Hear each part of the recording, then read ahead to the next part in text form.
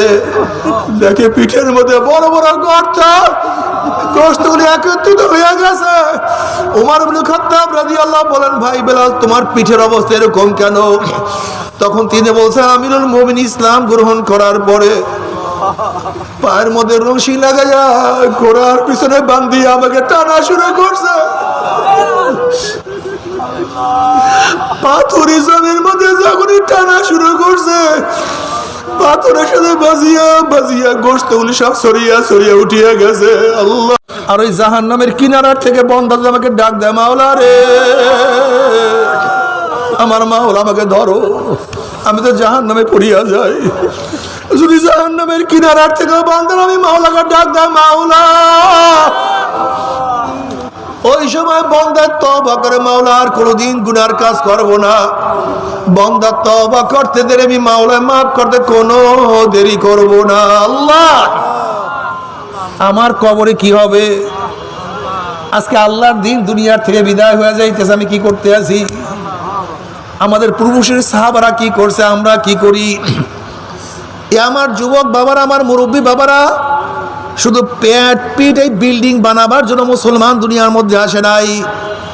যদি তার জন্যই আসতো, আমার নবীর কেন ঘর ছিল না? আমার নবীর কেন অট্টালিকা ছিল না?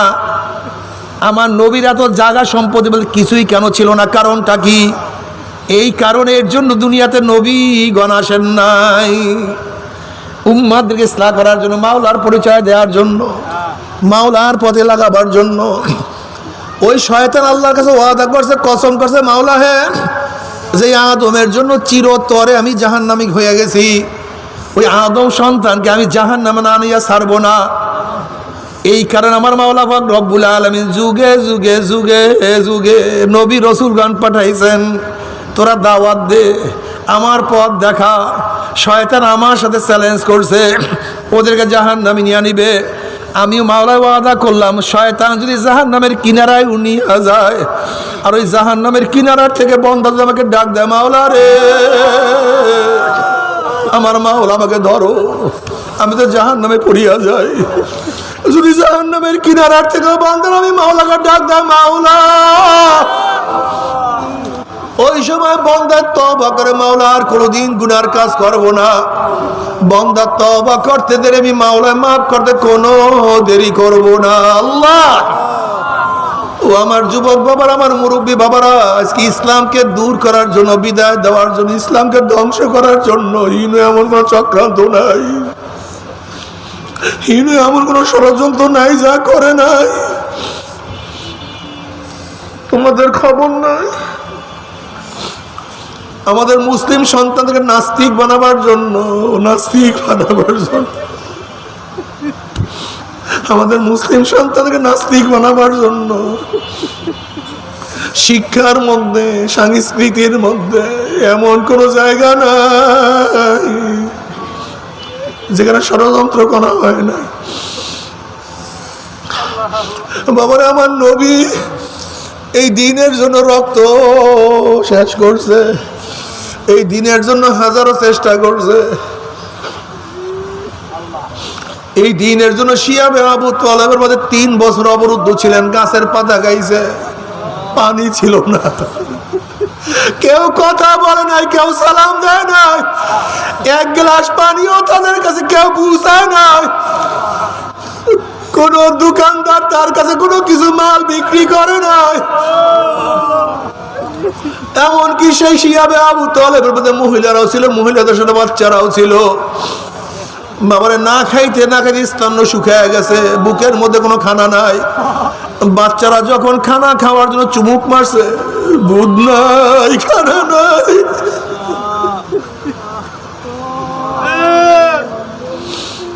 ঠান্ডা মরিয়া বাচ্চা বলে চিল্লাইতেছিল, কামবে সেই শক্তিও বাচ্চাদের মধ্যে ছিল না।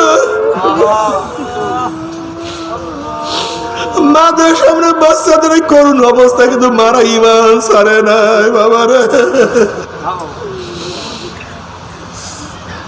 ও মুসলমান মারা, ও আমার মুসলমান বোনেরা, তোমরা কি করো?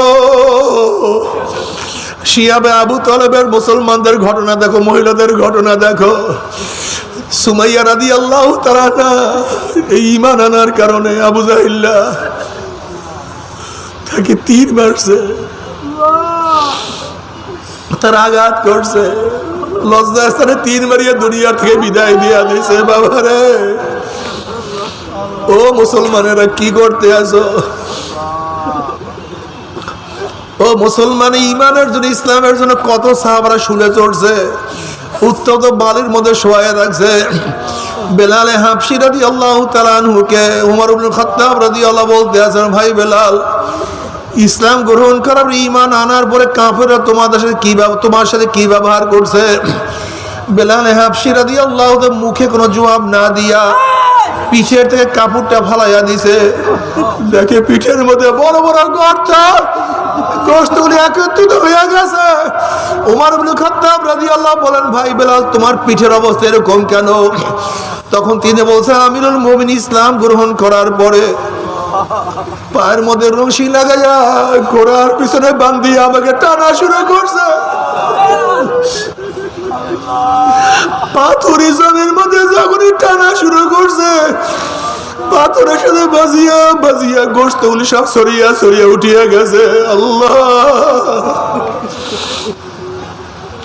ও যুবক বাবারা, আমরা সেই ইসলামের জন্য, দ্বীনের জন্য কি করছি? তারাও তো কিয়ামতের মাঠে আল্লাহর সামনে দাঁড়াইবে, তুমি আমিও দাঁড়াবো।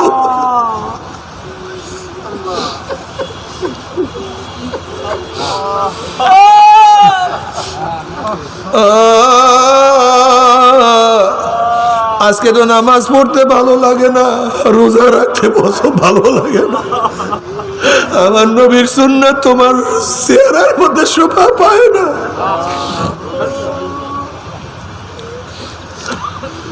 কি নিয়ে মাওলার কাছে দাঁড়াবো? আল্লাহ, তুমি আমাদেরকে মাফ করিয়া দাও না, সবাইকে ক্ষমা করিয়া দাও।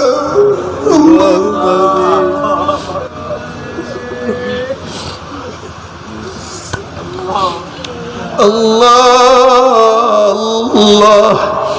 আল্লাহর সামনে দাঁড়ায় হিসাব দিতে হবে। তুই এইটা করছো কেন, এইটা করছো কেন, এইটা করছো। যদি বলে আল্লাহ এর জন্য পারি নাই, তোর সে অমুক এইটা, তুই গরিব এর জন্য পারো নাই, তোর সে তো বেলাল হাবশি অনেক গরিব ছিল। আল্লাহ ছোট ছিলাম এর জন্য বুঝি নাই, পারি নাই। আলী তো তোর সে অনেক ছোট ছিল, ইসমাইল আলাইহিস সালাম তো তোর সে অনেক ছোট ছিল। আল্লাহ বাদশাহী করছি, রাজা ছিলাম, পারি নাই। আল্লাহ বলবেন, সুলাইমান তো তোর সে অনেক বড় বাদশাহ ছিল, আল্লাহ তুমি মাফ করিয়া দাও। আল্লাহ ধনী হওয়ার কারণে পানি নাই। আল্লাহ বলবেন, ওসমান গনি তো তোর সে ধনী ছিল, তুই কেন পারস নাই? আল্লাহ মহিলা হওয়ার কারণে পানি নাই। আল্লাহ বলবেন, হাজার আমার আসিয়া, আমার খাদিজা, আমার আয়েশা, আমার ফাতেমা। আল্লাহ অসুস্থর কারণে পারি নাই। আমার মাওলা বলবে, আইয়ুব তো অনেক অসুস্থ ছিল, তুই কেন?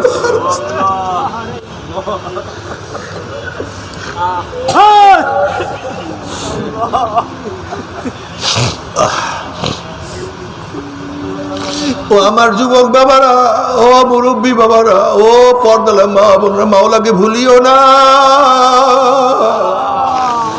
ইসলাম ছাড়িও না। তোমরা কি চাও ইসলামটা বিদায় হয়ে যায়? তোমরা ইসলামকে ধ্বংস করতে চাও? মাওলাকে রাজি খুশি করিয়া যদি কিয়ামতের মধ্যে উঠতেই পারে, আমার মাওলার জান্নাতের মেহমান বানায়া দিবে। আর মাওলাকে রাজি খুশি না করিয়া যদি ওঠো, আমার মাওলা ধাক্কা দিয়া জাহান্নামের মধ্যে ফালায়া দিবে। জাহান্নামের মধ্যে জাহান্নামরা 70 বছর পর্যন্ত জাহান্নামের নিচে যাইতেই থাকবে, যাইতেই থাকবে। ডাইনে আগুন, বামে আগুন, উপরে আগুন, নিচে আগুন, সামনে আগুন, পিছনে আগুন, শুধু আগুনের মধ্যে তলাইতেই থাকবে, যাইতেই থাকবে। বড় আযাব তো কেউ সহ্য করতে পারবো না আল্লাহ। তবে মুমিন মুসলমান বলতে সবাই মনে চায় গুনাহ থেকে ফিরিয়া নেক আমল করিয়া মাওলার জান্নাত কিন্তু সবাই যাইতে মনে চায়। গুনাহ নিয়ে মাওলার জাহান্নামে কাউরি কিন্তু যাইতে মনে চায় না।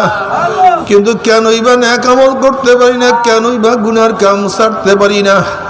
এর মূল কারণ আপনার এবং আমার পিছনে নফস এবং শয়তান লাগিয়া রইছে। এই নফস এবং শয়তান থেকে ফেরার জন্য যে কোনো একজন হক্কানি আল্লাহর ওলির হাতে হাত দিতে হবে রে বাবা। খবরদার, বর্তমান জমানায় পীর মুরিদের নামে শিরক, বিদআত, হিংসা, হাসাদে পরিণত হয়ে গেছে। সমস্ত আল্লাহর ওলিদের একমাত্র যেই পীরের 5 জন মুরিদের মধ্যে কম পক্ষে 3 জনকে দেখবা আলহামদুলিল্লাহ সুন্নাত মুআফিক আমল আখলাক মজবুত হয়ে যাইতে আছে, গুনার কাম ছাড়তে আছে, নেকের আমল ধরতে আছে, কলব নরম হইয়া চোখে পানি আসতে আছে। বিরিক্ষতর নাম কি, ফলে পরিচয়। আমি চরমুনাই বুঝি না, চরমুনার দাওয়াত, প্রশংসা, প্রচার প্রসার করার জন্য আসি না রে বাবা। চরমুনায় যাওয়ার তোমার কোনো দরকার নাই, কোনো দরকার নাই, কোনো দরকার নাই। তুমি যার কাছে গিয়া পারো গুনার কাম ছাড়ো, নেকের আমল ধরো, কলব নরম করিয়া চোখে পানি নিয়া মাওলার কবরে যাইও। যেরকম দুনিয়ার ঘরে আগুন লাগলে পানি ছাড়া নিবানো যায় না, ঠিক তদ্রুপ তোমার এবং আমার গুনার দ্বারা যে জাহান্নামের আগুন জ্বলিয়া রইছে, চোখের পানি ও ছাড়া কিন্তু জাহান্নামের আগুন নিবানো সম্ভব না। কাজী বাবা, আমার জন্য দোয়া আছে, আমিও দোয়া করি। সবাই সবার জন্য প্রাণ খুলিয়া দোয়া করো, যেন কিয়ামতের ময়দানে গলাগলি বাঁধিয়া মাওলা একসাথে জান্নাতে যাওয়ার তৌফিক দিয়া দেয়।